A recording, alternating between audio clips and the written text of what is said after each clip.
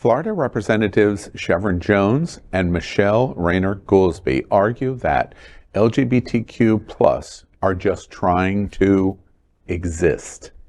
State Senator Shevrin Jones can often be seen at the Florida Capitol greeting staff and colleagues with a smile or a laugh.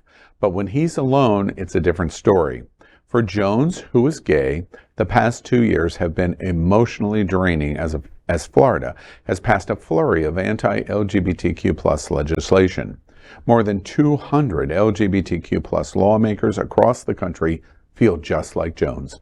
The issue exploded into the national spotlight last week when Montana Republicans voted to bar Democratic Representative Zooey Zephyr, who is transgender, from the House floor after a standoff over gender-affirming medical care for minors.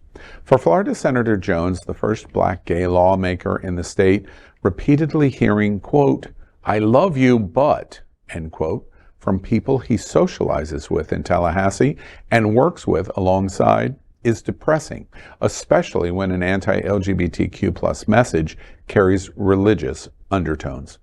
Rayner Goolsby is a lawyer currently in a Master of Divinity program who was raised with a strong religious background. She's also the first black lesbian lawmaker in the State House to be out. She feels just like Senator Jones and says, quote, "I'm literally trying to exist. The harsh things we're saying are in defense of our lives. The harsh things that they're saying are to prop up a governor's political ambition and their desire and quest for power," end quote. Well, it's an interesting observation from the two of them. I've interviewed both of them many, many times. Most recently, I saw Senator Jones at the Diversity Honors Award, and Faye and I did a stand-up interview with him before the award. He was being honored. And I remember thinking, wow, he is so animated tonight. He made jokes. We laughed through the interview.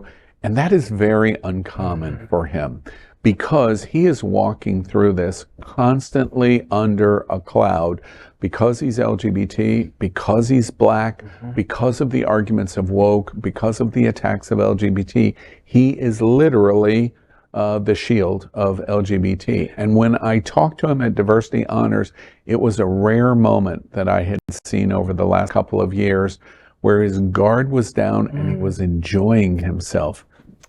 It's a terrible life. It is, and we're very lucky to have Senator Jones entering the lion's den every day on our behalf. He's doing this for us. Yeah. I hope he has a good support network surrounding him because he deserves to be buoyed and respected. And when Rayner Goolsby says, "I'm literally trying to exist," she's speaking for the whole community. Yeah. You know, I didn't even think about this in context until we did this story, and it was whatever we're feeling as part of the LGBTQ community, whatever we're feeling coming from the state has got to be multiplied 100 times by the folks that are representing us and making that fight every day against the bigots that are in control of the legislature. You know, one other thought to that point, Rayner was running for the U.S. House, and the redistricting scam, which took place, basically made it impossible for her to win.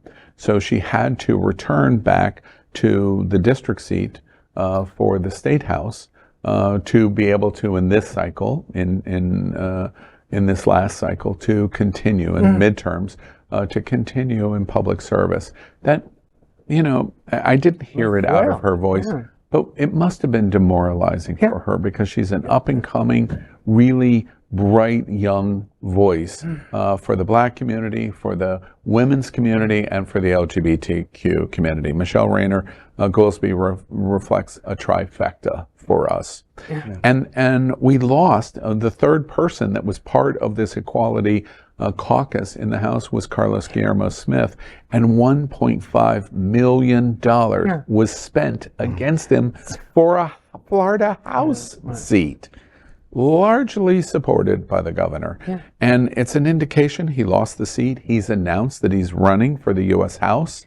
Or no, I'm sorry, for the Florida Senate he is running for, and we'll follow his story closely. But It must be a demoralizing time. We're very lucky to have strong voices that, get up and have the courage to speak on others' behalf. Congratulations to them that they find the strength to do that. Absolutely. Well, we will not be silenced. LGBTQ plus news is vital for our community and for the broader world as a whole. We have enough enemies at Fox News. Tucker, Sean, and Laura are loud. We need passionate allies. Happening Out Television Network, Queer News Tonight, and It's Happening Out are literally out of the closet and into the headlines. Our community needs your support. Like this broadcast and subscribe now to ensure the growth of the entire LGBTQ plus community.